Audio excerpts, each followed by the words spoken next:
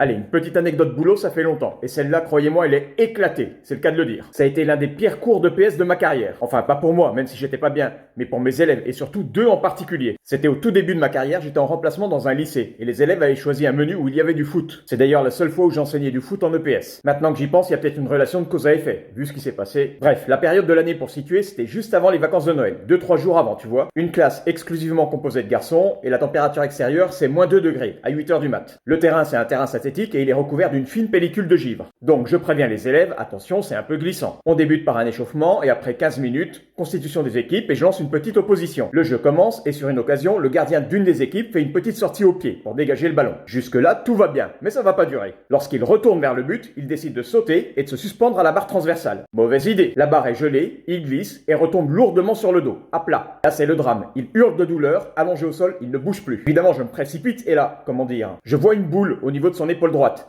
C'est pas très normal ça. Avec le choc de la chute, l'os de son épaule était sorti de sa capsule articulaire. Il s'était carrément déboîté l'épaule. Évidemment, j'appelle les secours qui mettent une quinzaine de minutes à arriver. En attendant, le joueur est frigorifié car il est toujours allongé au sol et je rappelle que la température est négative. Le côté positif, c'est que ça anesthésie un peu la douleur. Bon, les pompiers arrivent, il est évacué sur civière et j'apprends plus tard qu'il devra se faire opérer et donc passer Noël à l'hôpital. Mais c'est pas tout. 10 minutes avant la fin de ce même cours, un élève se blesse au poignet en faisant une chute. J'appelle les secours pour la deuxième fois en moins de 2 heures. À mon avis, là, j'ai un record. Bilan, poignet cassé et plâtré. Bon, lui au moins, il passera pas Noël à l'hôpital. Mais alors, ce jour-là, je m'en souviendrai longtemps.